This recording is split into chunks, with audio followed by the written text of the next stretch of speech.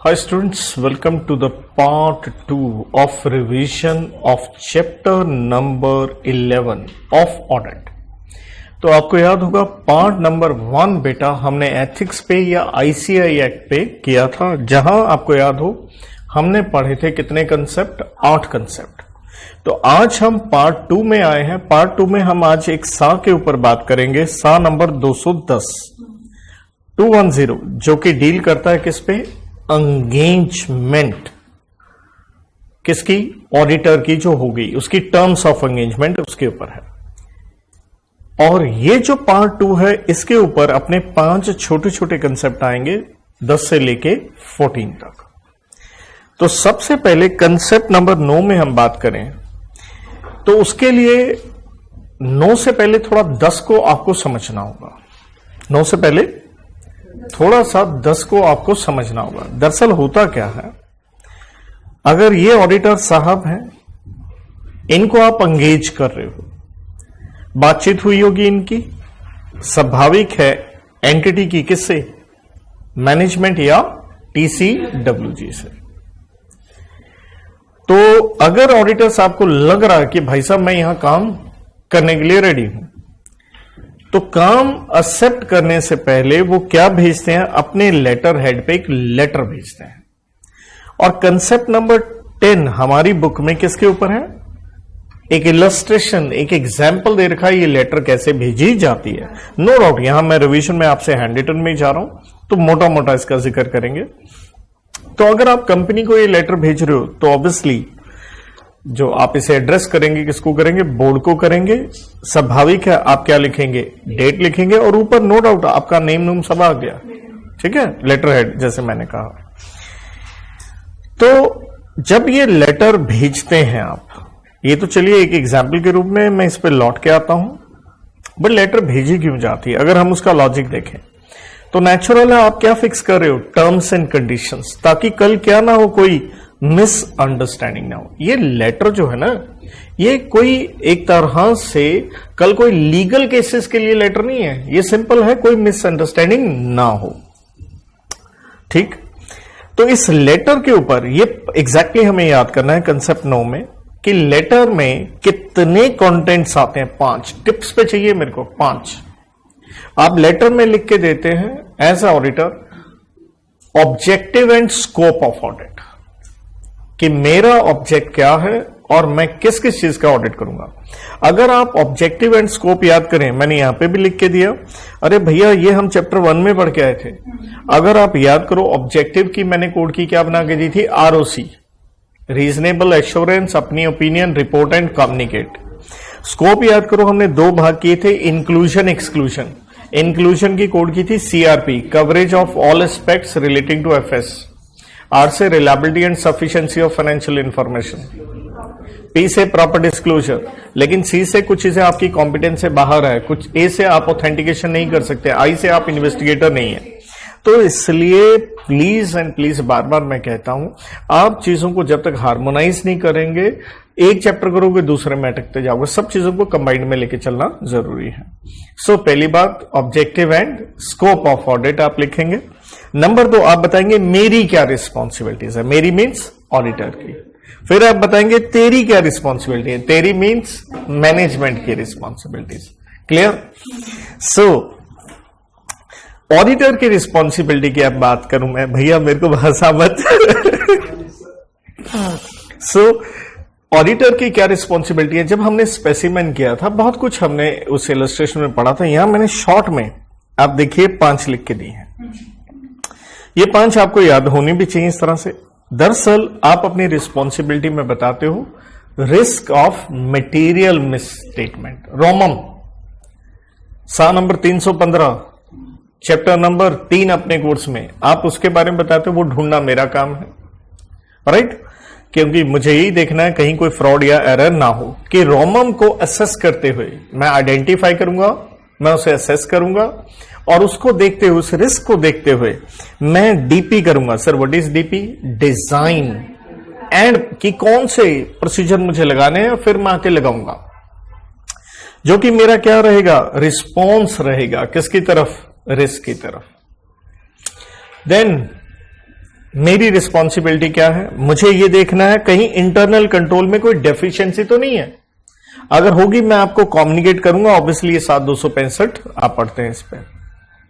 3 कि मैं ये देखूंगा जो आपने अकाउंटिंग पॉलिसीज मेथड्स लगाए डेप्रिसिएशन स्टॉक वैल्यूएशन के या accounting estimate provision for BD, क्या वो प्रूडेंट या रीजनेबल है या नहीं, मतलब वो सही भी है या नहीं। चौथी बात, मुर्ग चिकन जो मैं वर्ड इस्तेमाल करता हूं, material uncertainty relating to going concern. कहीं ऐसा तो नहीं है, देखिए एफएस किसने बनाई? मैनेजमेंट ने। कहता मैं देखूंगा एप्रोप्रिएटनेस किसकी? Management's use of GC stands for going concern basis of accounting. मैं ये देखूंगा आपका जो going concern basis of accounting था, कहीं उसमें मुर्ग चिकन तो नहीं, stands for material uncertainty relating to going concern. कहीं कोई इवेंट कंडीशन ऐसे तो नहीं जिससे कास्ट हो रहा डाउट, ठीक है, किसके ऊपर? On the ability of concern to continue as going concern. 5वां, मैं इवैल्यूएट करूंगा एफएस को, उसका प्रेजेंटेशन स्ट्रक्चर जो आप जानते हैं कंपनीज में शेड्यूल 3 के मुताबिक, उसके कंटेंट्स, उसका आपने डिस्क्लोजर सही दिया है या नहीं। भाई सिंपल भाषा में 2 चीजें हैं, पीडी कह लो, प्रेजेंटेशन एंड व्हाट, डिस्क्लोजर वगैरह, वो सही है नहीं। तो 5 चीजें मेरी जिम्मेवारी हैं। 5 चीजें टिकाइए, याद होना चाहिए। 1 रोमम, 2 इंटरनल कंट्रोल। अगर दोनों को इकट्ठा लेके चलो ना, वैसे भी 315 में आप पढ़ते हो। देन अकाउंटिंग पॉलिसी एस्टिमेट आ गया, चौथा गोइंग कंसर्न आ गया, एंड 5वां एफएस वो सही है या नहीं। तो फिर यहां देखते हैं, लेटर में 5 बातें होंगी। पहला ऑब्जेक्ट एंड स्कोप, 2 मेरी रिस्पॉन्सिबिलिटी, मैंने बता दिया भैया, याद रख लो एक तरह से, कितनी? 5 हो गई। देन आप बता रहे हो तेरी रिस्पॉन्सिबिलिटी, अरे तेरी किसकी? मैनेजमेंट, ये तुम्हारी। अब मैनेजमेंट की क्या है? दरअसल ये है स्टार पॉइंट, ये आगे हम पढ़ेंगे भी। हम इसको ये भी कहते हैं प्री कंडीशंस ऑफ ऑडिट। क्या भाई ये चीजें नहीं होंगी फिर तो मैं ऑडिट ही नहीं करूंगा। जहां मैंने कोड की इसको यूं बना दी थी इंडियन एयरफोर्स IAF कि यार इंटरनल कंट्रोल तुम ही बनाओगे ना, किसके लिए? PPFS के लिए। P for preparation and presentation of FS. A से 3 चीजें तुम्हारी रिस्पॉन्सिबिलिटी। जैसे मैं कहता हूं कंपनी सेट के हिसाब से देखो तो ऑडिटर के राइट थे बाई बुक्स, एक्सेस इंफॉर्मेशन। यहां पे ट्रिपल ए क्या है? नो डाउट ये सारा आगे आ जाएगा। ये देखो ट्रिपल ए कि मेरे को एक्सेस होनी चाहिए किसकी? इंफॉर्मेशन की। ए से एक्सेस टू पर्सन, जिससे मेरे को कुछ इंक्वायरी इंफॉर्मेशन चाहिए। ए से जो भी मैं एडिशनल इंफॉर्मेशन मांगू तो भैया उसमें रोकना मत, ये तुम्हारी रिस्पॉन्सिबिलिटी है। तो मैनेजमेंट की रिस्पॉन्सिबिलिटी की सिंपल बात है इंडियन एयरफोर्स हो गया, प्लस नो डाउट कि आप ही ने एफएस तो मैनेजमेंट ही बनाएंगे ना, पीपीएफएस करना उनका काम है। और एफ से पॉइंट क्या था कि आप एफएस बनाओगे, कैसे बनाओगे? As per applicable financial reporting framework. तो ये तो हो गया वो इंडियन एयरफोर्स वाला पॉइंट। कहने का मतलब है साथ में क्या प्लस लिखा मैंने कि आप एफएस कैसे बनाई होगी? गोइंग कंसर्न AS1 लगा। 2 वही accounting policy method of stock, ये वो एस्टिमेट क्या होने चाहिए? Reasonable and prudent. तो इस तरह से आप मेनली तो रिस्पॉन्सिबिलिटी 3 कह लो, लेकिन इस तरह से 3 और लेके चलो, चाहे उसे क्या कह लो, 6 कह लो। तो इस तरह से याद रख लेना, या मैं लिख भी देता हूं 3 जमा 3 करके, चाहे इसे 6 के रूप में पकड़ लो। चौथी चीज, identification of AFRF for what? Preparation of FS. क्योंकि कंपनी है, LLP है, तो अंडरस्टूड है आपकी एफएस किसके हिसाब से बनी हो, जो आपके ऊपर लॉ लग रहा है, राइट। 5वां, आप पहले ही रेफरेंस दे देते हो, मैं इस तरह की रिपोर्ट दूंगा, एक्सपेक्टेड रिपोर्ट, ये रिपोर्ट के ऊपर है, आप बता रहे हो मैं इस तरह की रिपोर्ट दूंगा, ये मेरा फॉर्म होगा और ये मेरा कंटेंट होगा। लिंक करना हो तो आप जानते हैं चैप्टर नंबर 8, जिसके अंदर हम पढ़ते हैं कितने? रिपोर्ट के 14 एलिमेंट्स, जहां मैंने चैप्टर 8 की कोड की, अभी मैं इतना नहीं कोड कर रहा यहां पे। और साथ में आप एक स्टेटमेंट लगा के देखो, देयर में भी सर्कमस्टांसेस, कुछ हालात हो सकते हैं इन विच मेरी रिपोर्ट में शायद क्या हो? डिफर हो फ्रॉम द एक्सपेक्टेड। क्यों? क्योंकि मैं मॉडिफाइड ओपिनियन दे सकता हूं। 5 चीजें मेरे को टिप्स पे चाहिए, टिका लो। ऑब्जेक्टिव एंड स्कोप, मेरी रिस्पॉन्सिबिलिटी 5 बता दी, तेरी रिस्पॉन्सिबिलिटी चाहे 3-3 करके 6 कह लो। नंबर 4 आइडेंटिफिकेशन, किस इसका AFRF, किस में PPFS में। मतलब ये क्रिस्पी वर्ड चाहे साथ में लिख लिया करो ना यार, आसान हो जाता है, PPFS। एंड नंबर 5 क्या, reference to expected report, its form and content and a statement that the report में डिफर, किस केस में, में डिफर कुछ सर्कमस्टांसेस में। क्लियर। सो भाई साहब, फिर आप इसी लेटर में क्या लिख के देते हो, आप अपनी रेम्युनरेशन की बात करते हो, fees and out of pocket expenses, भैया वो तुम बेयर करोगे। सेक्शन 142 रेम्युनरेशन लग गया कंपनी सेक्ट का। आउट ऑफ पॉकेट हम यही बोलते हैं, जो भी ट्रेवल का आपके यहां आऊंगा, खर्चा लगेगा, रहने का, खाने का, स्टेशनरी का, भैया तुम मेरे को रिम्बर्स करोगे। नंबर 7वां तो मैंने बात कर ही दी आपसे, एक्सपेक्टेड फॉर्म एंड रिपोर्ट, वो थोड़ी सी कोड की मैंने चैप्टर 8 वाली भी लिख दी है, 143 का 3 में, इंजीनियर बैड IQ, ठीक है, राइट, ये कोड की मैं वहां कराता हूं। प्लस कारों की क्या 21 क्लॉजेस, ये चैप्टर 8 की है, जिसको अभी नहीं आता टेंशन ना ले। फिर आप एक एक्नॉलेजमेंट कि भैया मैं आपको ये चिट्ठी भेज रहा हूं, आप एक कॉपी रख लेना और एक साइन मार के मेरे को दे दो, ठीक है। सद्भावी के अंत में आपके क्या आ गए, हस्ताक्षर आ गए, ठीक है। ये भी अपने को याद होना चाहिए। लेकिन मैं कहता हूं मेनली अपने को बहुत बार प्रश्न किस पे आता है, वो 5 टिप्स में होने चाहिए। लेकिन मैं बता दूं, पिछली बार जो प्रश्न आया यहां आ गया ऑडिटर की रिस्पॉन्सिबिलिटी, वो भी स्ट्रेट वे 5 पूछ ली, मतलब इलस्ट्रेशन में से निकाल के क्वेश्चन पूछ लिया उन्होंने। और मैनेजमेंट वाली अभी मैंने कहा यार 3 + 3 6, ये भी ध्यान में रखना है, you never know what they gonna ask. बच्चा सोचता है स्पेसिमेन है, इलस्ट्रेशन हम छोड़ देंगे, हाँ जी, कोई बात नहीं, टेक इट इजी, आगे बढ़ते हैं एक बार। तो एंगेजमेंट लेटर भेजता कौन है, ये ध्यान रखें, ऑडिटर भेजता है, किसको, बता दिया मैंने logic, to avoid the risk of misunderstanding. सद्भावी का लेटर किस में होगी, राइटिंग में होगी। टर्म्स ऑफ, ये जो A फॉर ऑडिट एंगेजमेंट, किस में रिकॉर्ड करोगे, EL मीन्स एंगेजमेंट लेटर या any other suitable form of return agreement. तो बार बार वर्ड है EL या any other suitable form of return agreement, कोई मेमोरेंडम ऑफ अंडरस्टैंडिंग कह लो। स्वाभाविक है, किसको भेजिए आपने, मैनेजमेंट TCWG को। ध्यान रखिए, audit is a matter of contract, क्योंकि 2 पार्टीज है, उनमें एग्रीमेंट हो रहा है। तो ऑडिटर का हो रहा है, किसके साथ हो रहा है, क्लाइंट के साथ हो रहा है, except in the cases required by law to get accounts audited. इसका मतलब क्या है, नॉर्मली ऑडिट कोई भी करवा सकता है, करवाएगा तो कॉन्ट्रैक्ट होगा। लेकिन आप सारे जानते हो, लॉ कंपनीज एक्ट साफ कहता है हर कंपनी को ऑडिट करवाना पड़ेगा। तभी आप कंपनीज एक्ट में चैप्टर नंबर 10 पढ़ते हो, ऑडिट एंड ऑडिटर्स फ्रॉम 139 से 148।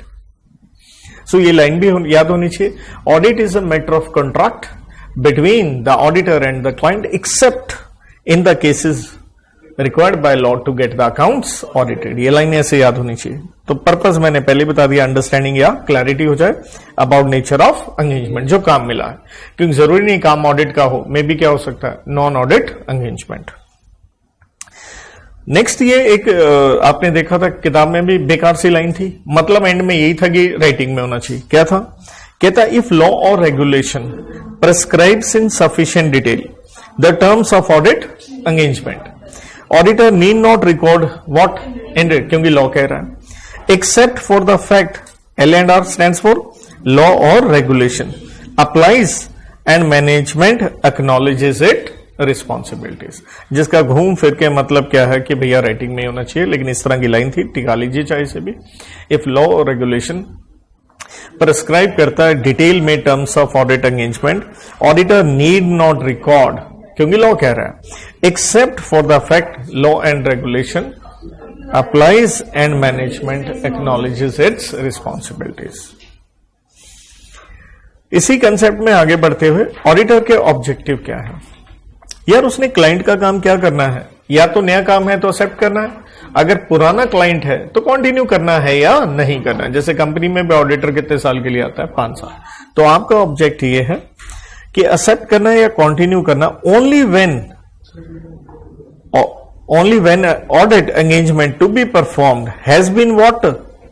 तो इसलिए ऑब्जेक्टिव इस सा का यही है, काम करना है, कंटिन्यू करना है या नहीं, वो तभी होगा अगर क्या हो गया, आप में एग्रीमेंट हो गया। Through what?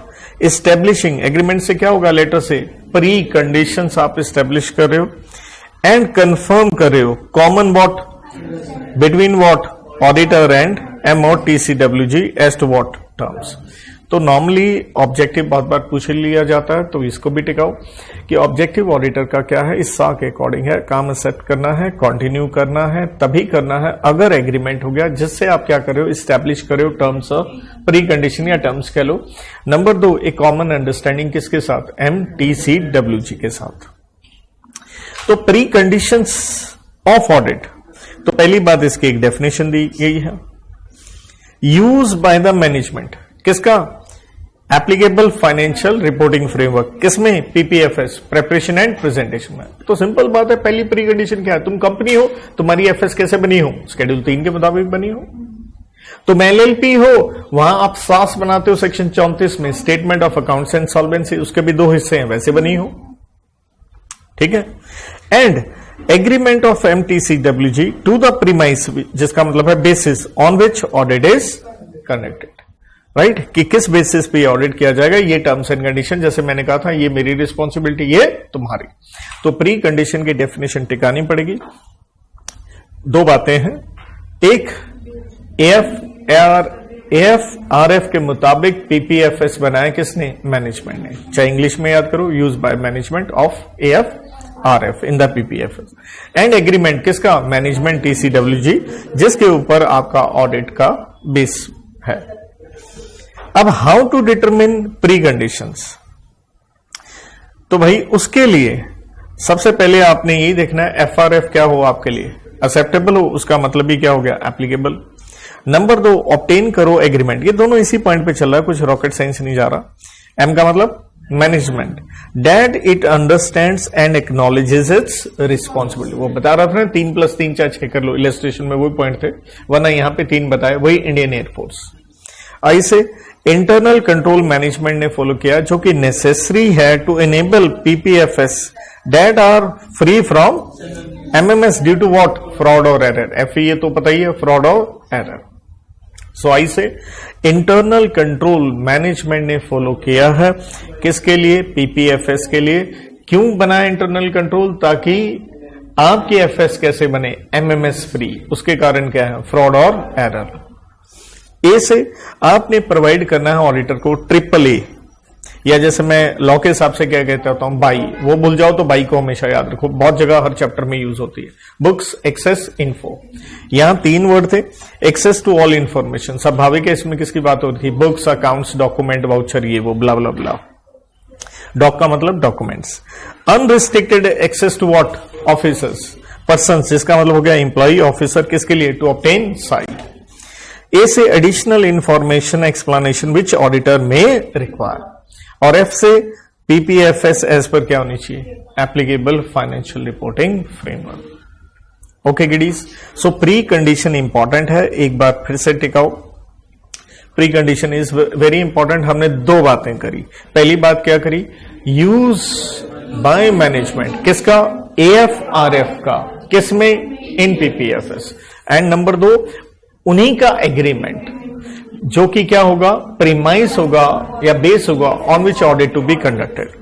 तो ये किस तरह से डिटरमिन होगा? एक तो आपके लिए यही सेम पॉइंट, FRF एक्सेप्टेबल हो और मैनेजमेंट अंडरस्टैंड करे, एक्नॉलेज करे, इसलिए चिट्ठी भेजी थी, वो एक्नॉलेज साइन मार के आपको वापस करेंगे कि वो अपनी रिस्पॉन्सिबिलिटी, किसकी? Indian air force. आई से कि इंटरनल कंट्रोल फॉलो किया, किसमें? PPFS में। क्यों किया है? क्योंकि FS MMS फ्री हो ड्यू टू फ्रॉड और एरर। देन आ गया ए से, ए से हमने कहा ऑडिटर को AAA दोगे आप। ए से एक्सेस टू इंफॉर्मेशन, वो बुक्स वगैरह, access to persons, additional info जो आपने मांगी है। एंड F से आपका जो PPFS है वो कैसे होना चाहिए? As per AFRF। Now guys, 2 situation ऐसी हैं जहां ऑडिटर को नहीं एक्सेप्ट करना, क्या? Engagement, concept 11 and 12। 11 क्या कहता है? अगर प्री कंडीशंस क्या नहीं है? प्रेजेंट नहीं है। तो कहते हैं यहां पे आप क्या करोगे, सबसे पहले तो डिस्कस करो किसके साथ, मैनेजमेंट, और एक्सेप्ट ना करें एंगेजमेंट। डिस्कस करो और ना करो जब तक कौन ना कह दे आपको, लॉ और रेगुलेशन, कि कोई बात नहीं, कोई लॉ कह रहा हो कि बिना प्री कंडीशन के आप एक्सेप्ट कर सकते हो, वैसे ऐसा कोई लॉ है नहीं। तो सिंपली मतलब यही निकल के आया कि AFRF क्या, अगर आपको क्या है अनएक्सेप्टेबल है मत करो। मैनेजमेंट ने एग्रीमेंट नहीं दिया अपनी रिस्पॉन्सिबिलिटी का, वही इंडियन एयरफोर्स का, मत करो। वरना 2 पॉइंट है, number 1 discuss with management, number 2 do not accept unless required by law और regulation.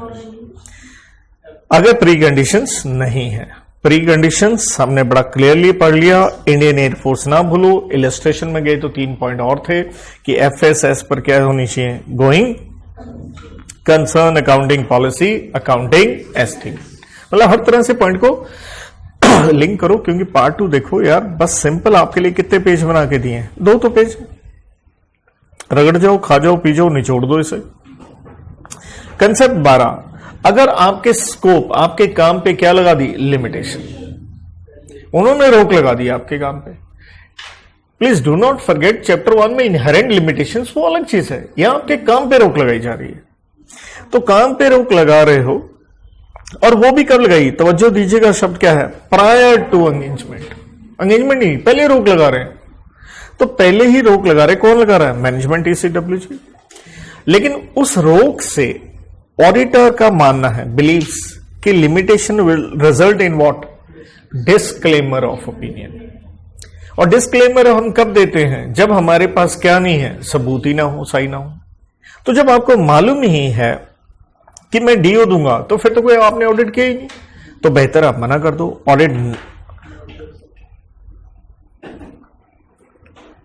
Auditor not to accept unless required by what, law और रेगुलेशन। ये दोनों पॉइंट यहां दोनों में सेम आ गया, समझ रहे हो।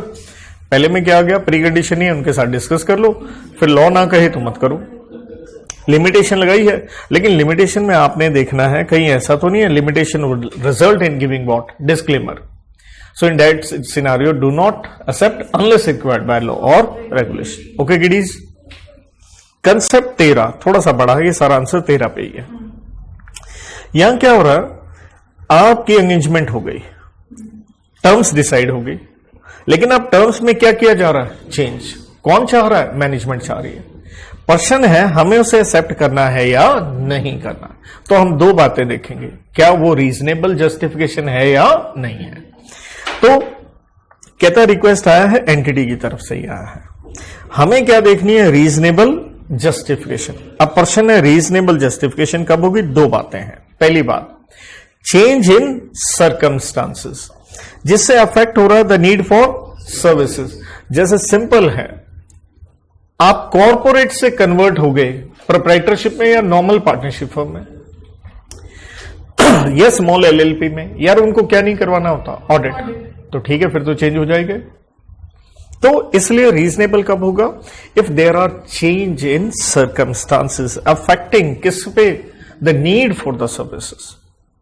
नंबर 2, जब पहले ही काम हमने एक्सेप्ट किया था, वो शुरू से ही ओरिजिनली क्या थी, misunderstanding as to nature of audit is originally requested. क्योंकि हम सोच रहे थे रीजनेबल एश्योरेंस मांग रहे हैं, देनी क्या थी, लिमिटेड, LR करना था, लिमिटेड रिव्यू। तो 2 चीजें हैं रीजनेबल होंगी, एक क्या बदल गए हैं, सर्कमस्टांसेस, ठीक है। नंबर 2, मिसअंडरस्टैंडिंग होगी, किसको लेके, nature of engagement as originally requested. तो 2 पॉइंट है, एग्जैक्टली आपको याद करने होंगे। अब अनरीजनेबल जस्टिफिकेशन कैसे है, कहता आपके काम के ऊपर रोक लगाएगी, वही लिमिटेशन। लेकिन ध्यान दीजिएगा, कंसेप्ट 12 में भाई ये ना कितना कितना हाइलाइटर करूं या क्या क्या करूं, मैं बहुत लोचा हो जाता है मेरे लिए भी। यहां बेटे क्या था, अरे यार प्रायर था, वो पहले रोक लगा रहे थे, तो हमने कहा काम ही मत एक्सेप्ट करो। अब क्या हो रही है, पहले नहीं लगाई थी रोक, अब वो रोक लगा रहे हैं, तो चेंज चाह रहे हैं, और हमें लगता है क्या है, अनरीजनेबल है। क्या है, unreasonable. A restriction on the scope of audit imposed by M for management or caused by what other circumstances। जैसे मैंने यहां उदाहरण लिखा, देखिएगा, मान लीजिए डेटर है, तो डेटर से आपने क्या लेनी होती है, कंफर्मेशन, सा नंबर 505, राइट, अपने कोर्स में चैप्टर 4 में। और उसके लिए हमें क्या चाहिए, डेटर का एड्रेस चाहिए। तो एड्रेस तो कौन देगी, मैनेजमेंट देगी, तभी हम कंफर्मेशन लेंगे। तो एड्रेस नहीं देना आपके ऊपर क्या लगा दी, डोंट यू थिंक एक रिस्ट्रिक्शन लगा दी। तो यहां पे अगर एड्रेस नहीं मिले, कंफर्मेशन नहीं हुई, तो आप तो नेचुरल है क्या देने वाले हो, मॉडिफाइड ओपिनियन, एमओ। उसको अवॉइड करने के लिए, उसको कि आप ऐसा ना करो, एंटिटी चाहती है आपका काम ऑडिट से कहां चेंज कर दिया जाए, रिव्यू में, मतलब ऑडिट एंगेजमेंट से कहां चले गए, नॉन ऑडिट एंगेजमेंट में। तो नॉन ऑडिट एंगेजमेंट आप जानते हो 3 कार्य होते हैं, एक रिव्यू, 2 अदर एश्योरेंस, तीसरा रिलेटेड सर्विसेज। तो उससे बचने के लिए तो आप कहोगे भाई साहब हमें मालूम है जो तुम रोक लगा रहे हो ना, ये फेयर नहीं है। दूसरा पॉइंट इसी अनरीजनेबल में, if change relates to information, if कि चेंज क्यों हो रहा है, कोई इंफॉर्मेशन है, और वो इंफॉर्मेशन क्या है, दरअसल उसी डेटर वाले से ही कनेक्ट कर सकते हो पॉइंट, इनकरेक्ट है, इनकम्प्लीट है, या क्या है, अनसेटिस्फैक्टरी है। तो यार वो तो सीधा सीधा प्राइमा फेसी मीन्स पहली नजर में ही क्या हो गई, अनरीजनेबल हो गई, राइट, कि भैया change relates to information which is incorrect, incomplete और व्हाट, अनसेटिस्फैक्टरी। ओके है, फिर से टिकाऊ, टर्म्स में बदलाव किया जा रहा है, एंटिटी के द्वारा बदलाव किया जा रहा है, और बदलाव करने के लिए वो आपसे क्या करें, रिक्वेस्ट, प्रश्न है हम वो चेंज को एक्सेप्ट करें या ना करें।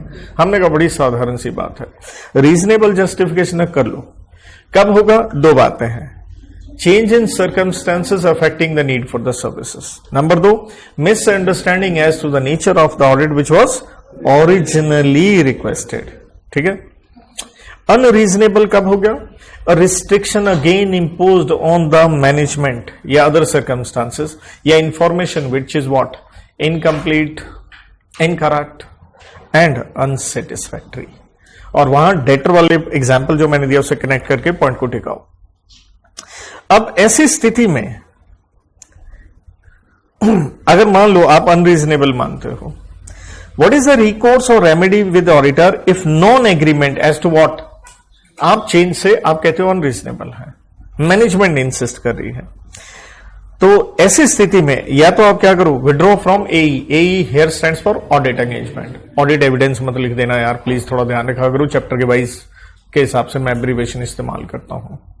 नंबर 2 डिटरमिन, कहीं कोई ऐसी ऑब्लिगेशन तो नहीं है to report circumstances to other parties. 2 चीजें देखनी है, अगर नॉन एग्रीमेंट पे हो आपके पास रेमेडी या रिकोर्स क्या है, पहला काम छोड़ दो, छोड़ने से काम नहीं चलेगा, आपको यह भी देखना है कहीं कोई आपकी ऑब्लिगेशन तो नहीं है लीगल कि आपको वो बताना पड़े, रिपोर्ट मीन्स कम्युनिकेट कह लो चाहे यहां पे, सर्कमस्टांसेस टू अदर पार्टीज, जैसे टीसीडब्ल्यूजी ऑनर या रेगुलेटर, रेगुलेटर मीन्स एग्जाम्पल लिखना हो तो आरओसी वगैरह। ठीक है, ये आपने देखना है। अलग से इसी के अंदर देखिए प्रश्न का ध्यान हमें रखना है, और वो क्या है, चेंज की बात हो रही थी, तो चेंज से पहले ऑडिटर को क्या कंसिडर करने हैं, factors to be considered by the auditor before agreeing to what, change. The audit engagement, जहां आप क्या देते हो, अरे reasonable assurance to what, other audit engagement, जिसका मतलब क्या हो गया, रिव्यू, एग्रीड अपॉन प्रोसीजर, समझ गए ना, रिलेटेड सर्विसेज, जहां आप रिव्यू में क्या देते हो, एलए, लिमिटेड एश्योरेंस। तो प्लीज कोई वर्ड एब्रिविएशन जो लिखना हो सवारी अपने सामान के आप जिम्मेवार है। तो सर फैक्टर तो हम देख ही आए थे पहले यहां पे, या रीजनेबल होगा या क्या होगा, अनरीजनेबल, ये लिखा, रीजनेबल, जस्टिफिकेशन और not. Number 2 change resulting in legal और व्हाट, कि चेंज के हिसाब से रिजल्ट क्या आ रहा है, लीगल और कॉन्ट्रेक्चुअल क्या आ रही है, इंप्लीकेशंस। जैसे क्योंकि चेंज क्या हो रहा था, आप ऑडिट से कहां जा रहे थे, रिव्यू में, अरे कंपनी में तो ऑडिट करवाना क्या है, मैंडेटरी है, तो आप उस फैक्टर को भी देखोगे तो आप चेंज करोगे ही नहीं, कि भैया तुम्हारे लिए तो कंपलसरी है। तो चेंज रिजल्टिंग इन लीगल और कॉन्ट्रेक्चुअल इंप्लीकेशन। तीसरा प्रश्न है, जो काम आप पहले कर चुके हो, मान लो ऑडिट था पहले, आप एग्री करके हो नॉन ऑडिट एंगेजमेंट के लिए, ठीक है, as to audit may be relevant to what changed engagement. तो ठीक है यार, उस काम को यूज कर लो, क्या दिक्कत है, ठीक है।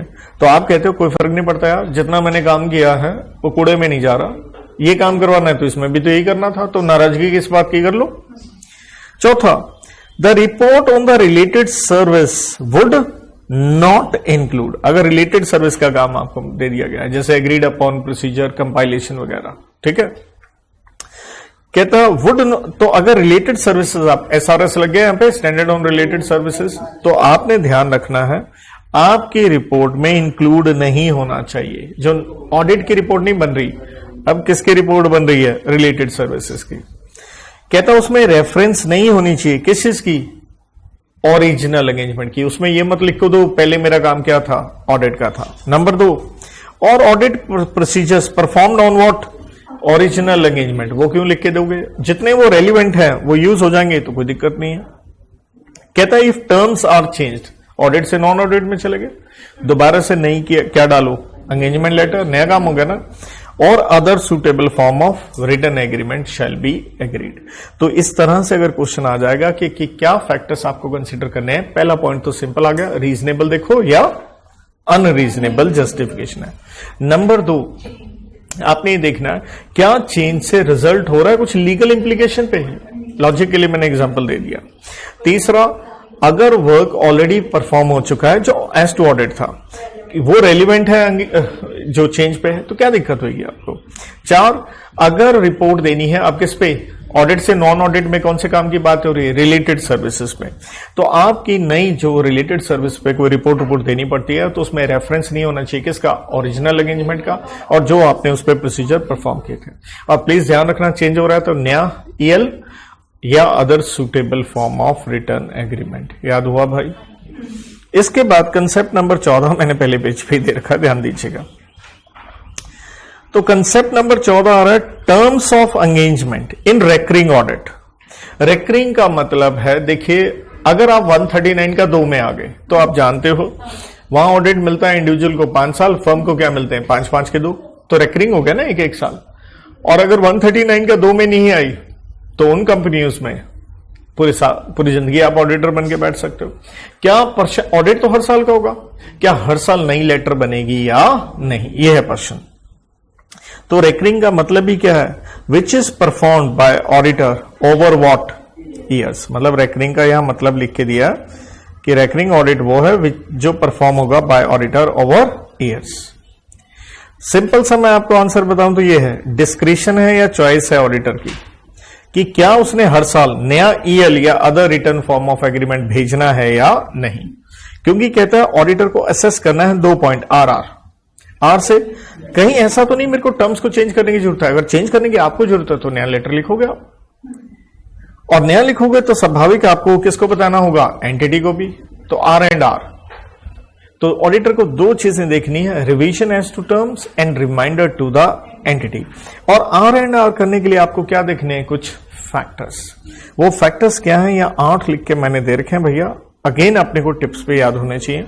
पहला, अगर मिसअंडरस्टैंडिंग बाय एंटिटी हो रही है about what, scope and objective, तो लिखो नया लेटर अगर मिसअंडरस्टैंडिंग हो सकती है। नंबर 2, स्पेशल कुछ टर्म्स हैं तो रिवाइज करना होगा।